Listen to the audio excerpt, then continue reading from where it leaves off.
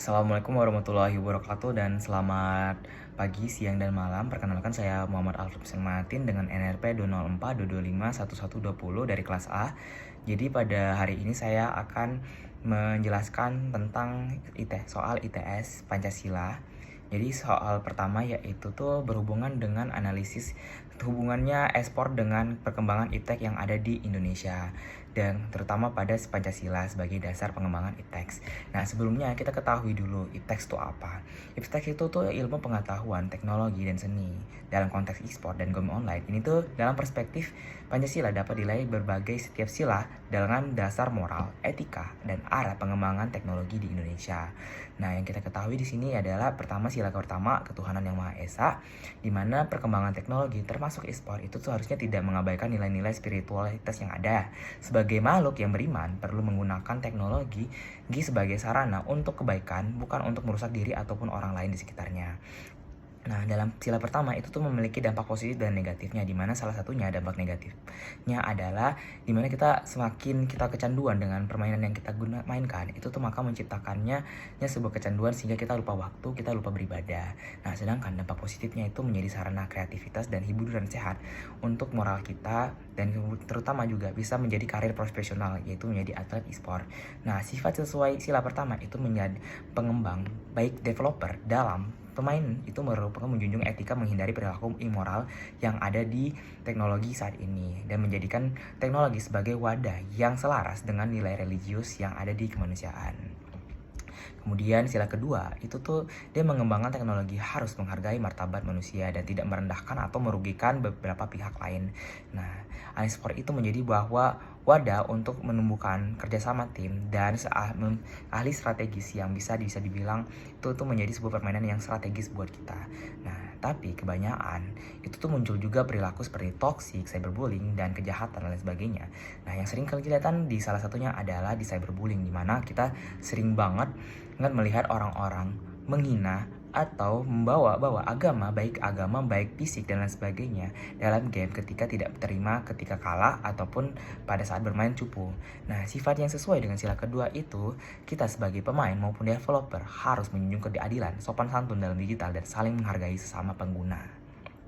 Sila ketiga di mana yang berisikan yaitu persatuan Indonesia, di mana kita harus mempereratkan persatuan dan juga bisa dibilang meningkatkan tingkat nasional, di mana pada saat itu pada tahun 2018 Esport Asian Games 2018 menunjukkan potensi generasi muda Indonesia dalam bidang teknologi digital. Tapi karena juga disalahgunakan untuk membuat sebuah individu untuk menjadi sebuah apatis dalam lingkungan sosial, atau bahkan bisa menimbulkan perpecahan pada saat berkomunitas, di mana itu tuh menjadi sebuah rage bait atau bisa dibilang sebuah permasalahan yang bisa dibilang itu tuh berasal dari sebuah oknum. Ada itu bisa membuat perpecahan belah negara kita sendiri.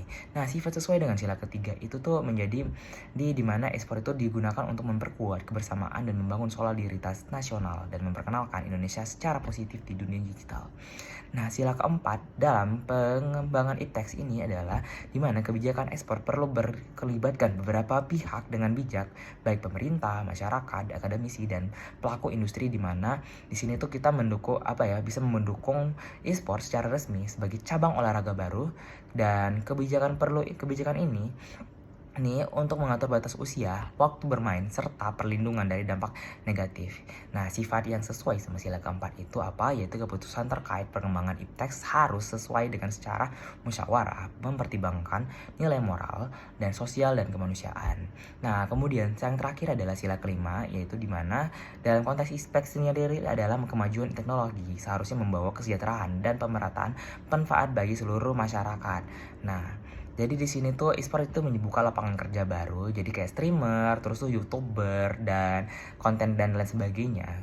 Tapi kadang karena itu juga ada namanya kesenjangan digital ya, dimana tidak semua daerah tuh memiliki akses internet atau sarana yang memadai supaya bisa menjadi seorang streamer itu. Nah, karena sifat sesuai sila kelima itu, pemerintah dan masyarakat harus memastikan iptek dikembangkan untuk kemaslahatan bersama, bukan hanya untuk menguntungkan kelompok tertentu gitu.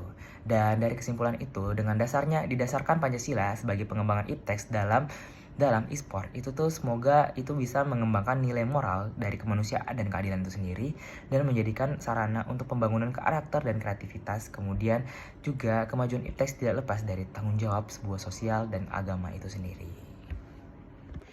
Oke, soal kedua yaitu tentang solusi saya sebagai siswa ketika pada saat pelajaran daring atau ujian daring itu melakukan kecurangan atau melakukan sebuah contekan, menyontek. Nah, jadi yang pertama adalah sebelumnya ada ujian daring itu maka dari itu saya harus mempersiapkan diri saya, di mana mempersiapkan diri ini tuh yaitu merencanakan jadwal pembelajaran yang saya harus belajar dan saya mengatur dari awal karena itu tuh bisa menciptakan nilai kejujuran dan tanggung jawab saya, di mana tanggung jawab saya sebagai mahasiswa atau siswa nanti itu tuh bisa dipertahankan karena dari awal saya sudah mengatur jadwal dan saya sudah bisa belajar. Karena apa? Karena dengan adanya rasa nilai kejujuran dan tanggung jawab itu maka menciptakan saya untuk segan dalam mencontek atau melakukan kecurangan. Jadi di mana saat memiliki tanggung jawab itu saya juga harus memiliki cara manajerial waktu dan persiapan belajar dengan baik. Maka pada saat kita memiliki manajerial waktu, jadi kita tidak panik ketika pada saat melakukan ujian online dan kita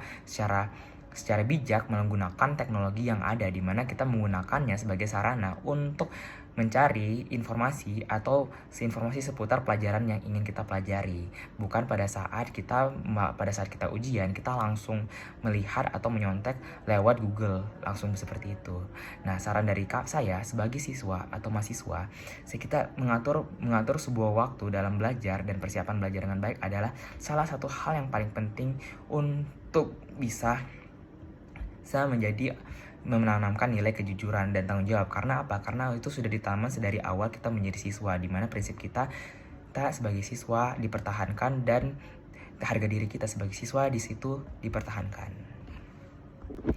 Nah, untuk soal ketiga itu pendapat saudara atau saya sendiri, apakah dalam pelaksanaan sistem politik itu yang bertumpu pada kedaulatan rakyat saat ini itu tuh sudah sesuai sama Pancasila atau belum dengan bukti konkret yang ada saya ketahui. Nah, sebelum itu kita harus mengetahui pasal 1 ayat 2 UUD NRI 1945 yang berbunyi, kedaulatan berada di tangan rakyat dan dilaksanakan menurut Undang-Undang Dasar yang mengartikan bahwa rakyat sejatinya memegang kekuasaan tertinggi dalam menentukan arah pemerintahan yang melalui demokrasi itu sendiri. Nah, kesesuaian dengan Pancasilanya itu di mana?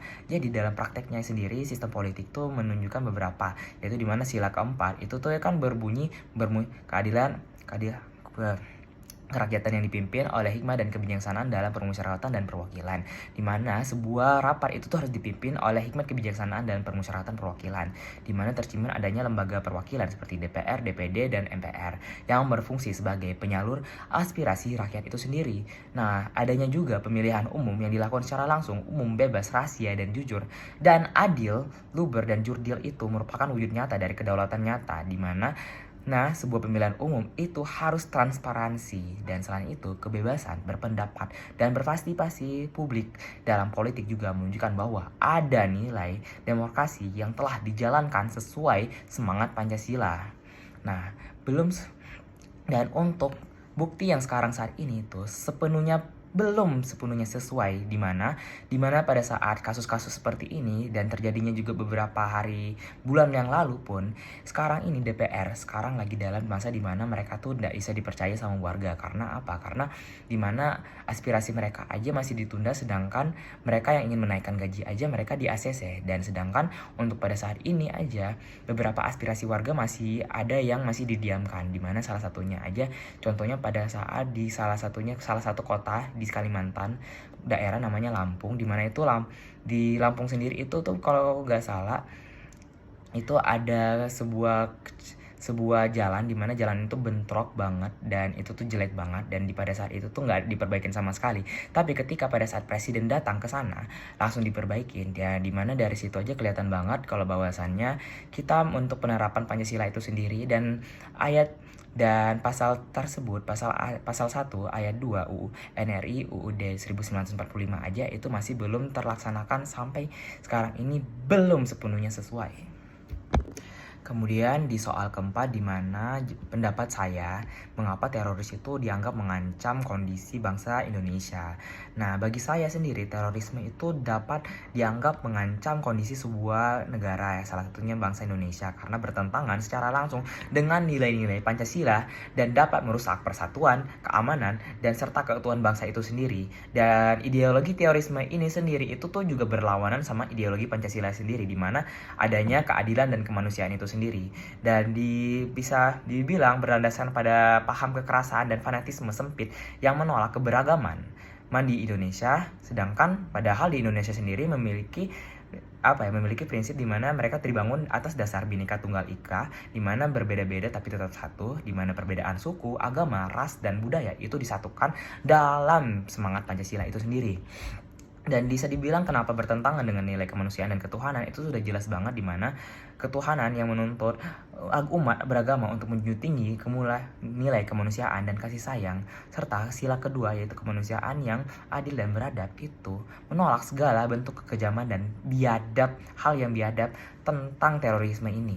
Dan kemudian itu tuh juga mengancam persatuan dan stabilitas nasional, di mana terkadang di mana suatu kasus itu terorisme itu tuh membawa salah satu ras ataupun bisa dibilang salah satu agama yang sedang berada di Indonesia ini mengatasnamakan salah satu oknum ataupun bisa dibilang salah satu ras atau agama yang ada di Indonesia. Salah satunya itu aksi teror bom di Surabaya pada tahun 2018 yang dimana itu menciptakan trauma dan kecurigaan antar umat beragama. Bisa dibilang maka akibat dari itu tuh kita saling sesama manusia yang memiliki agama yang berbeda-beda itu tuh terciptanya sebuah kesenjangan dan kecurigaan sama-sama beragama, dan ini merusak sila ketiga, dan cuma sila ketiga doang, sila ke-1 juga rusak karena dia mengatasnamakan ketuhanan, dan maka dari itu tuh bisa menghambat pembangunan dan menurunkan kepercayaan dunia yang lagi kita sedang usahakan untuk bangunnya citra Indonesia pada saat ini gitu. Kemudian untuk soal kelima di mana pertanyaannya adalah tentang pro dan kontra tentang vaksinasi COVID-19 dari perspektif Pancasila sebagai sistem etika itu sendiri. Nah, perlu diketahui dulu pro dan kontra terhadap vaksinasi COVID pada saat itu juga itu tuh dilihat dalam perspektif Pancasila sebagai sistem etika, di mana pedoman moral dan nilai bersikap dan bertindak bagi masyarakat Indonesia tidak hanya menjadi dasar negara, tetapi juga menjadi landasan etis dalam mengambil sebuah keputusan, termasuk dalam menghadapi perbedaan pendapat tentang vaksinasi. Jadi pada saat masa COVID-19 itu juga, itu vaksinasi banyak banget pro dan kontranya. Karena apa? Karena pertama, apakah legal atau tidak, apa dalam kandungannya, apakah halal dan haram, itu juga termasuk. Nah, jadi dalam sebuah pandangan pro, dia berdasarkan sila kedua kemanusiaan yang adil dan beradab, itu vaksinasi itu merupakan wujud kepedulian terhadap sesama manusia dalam melindungi diri dan orang lain dari bahaya penyakit. Dalam sila ketiga juga, Persatuan Indonesia vaksinasi mendukung upaya yang menjaga kenyamanan nasional agar masyarakat tetap sehat dan tetap kuat dalam bersatu untuk menghadapi pandemi. Selain itu juga sila kelima, keadilan sosial bagi seluruh rakyat Indonesia itu tercermin dalam kebijakan ini, di mana pemerintah memberikan vaksin secara gratis untuk seluruh warga negara Indonesia dan memiliki kesempatan yang sama untuk sehat tanpa diskriminasi. Jadi bisa dibilang mau orang itu tuh memiliki kekayaan yang lebih banyak ataupun lebih miskin, mereka semua dapat vaksinasi tanpa harus diskriminasi, karena namanya manusia, kita sebagai manusia juga makhluk sosial, otomatis kita juga berhak dapat apa yang kita salah satunya adalah vaksinasi sebagai hak. Nah, terlepas dari itu juga ada pandangan kontra juga, di mana keraguan terhadap keamanan vaksin itu tuh seperti saya bilang halal atau haramnya juga agama dan kebebasan individu itu, dimana pandangan sila pertama ketuhanan yang Maha Esa itu karena sebagian orang menolak vaksinasi karena ketimbangan keyakinan dari agama itu sendiri. Namun dari sisi etika Pancasila, keyakinan ini seharusnya tetap diimbangin karena dengan sikap rasional itu dan tanggung jawab moral terhadap keselamatan bersama, karena bisa dibilang mau halal atau tidaknya perlu dilihat dulu kandungan dalam vaksinasi itu, apakah membahayakan atau menyehatkan atau dia memulihkan itu. Dan dalam konteks sila keempat itu sendiri, di mana bunyinya kerakyatan yang dipimpin oleh hikmat kebijaksanaan dalam dalam permusyawaratan perwakilan itu di mana perbedaan pendapat mengenai vaksin yang harusnya diselesaikan melalui dialog yang bijak, di mana maksudnya adalah pada saat itu vaksinasi itu menjadi perdebatan di mana pendapat-pendapat orang tuh banyak banget, di mana beberapa pendapat ada yang menyuarakan bahwasannya vaksinasi ini tidak cocok buat kita warga negara Indonesia karena pertama tidak manjur, atau mungkin karena kandungannya tidak sesuai sama yang kita rasakan. Dan ini penolakannya ini, akibat dari penolakan itu terciptanya sebuah hoax pada saat itu, dimana kayak karena vaksinasi ini disuntikan itu tuh bukan menyembuhkan, malah memperkeruh suasana. Maka dari itu adanya hoax itu menjadikan salah satunya kontra. Dan dari kesimpulan itu, dimana vaksinasi adalah sebuah tindakan moral yang selaras dengan nilai kemanusiaan, persatuan, dan keadilan sosial, di mana pertama kemanusiaan itu yaitu kita saling membantu untuk menyehatkan manusia sesama manusia di Indonesia, juga persatuan untuk menjaga kesatuan yaitu menjaga kesehatan kita sesama manusia, dan keadilan sosial di mana kita semua berhak mendapatkan hak yang sama yaitu vaksinasi itu sendiri. Nah, menolak vaksin tanpa dasar ilmiah justru dapat membahayakan orang lain, karena pertama kita itu bertentangan sama semangat gotong royong yang kita tahu, sama memang karena kita lebih kurang dalam pengetahuan kita dalam ilmiah. Karena bisa dibilang apabila kita menolak tapi kita tidak tahu apa manfaatnya, itu justru bisa dibilang menjadi sebuah rugi baik dari kita sendiri ataupun orang di sekitar. Sekian dari saya tentang soal ETS dari Pancasila. Sekian dari saya, dan wassalamualaikum warahmatullahi wabarakatuh, dan selamat pagi, siang, dan malam.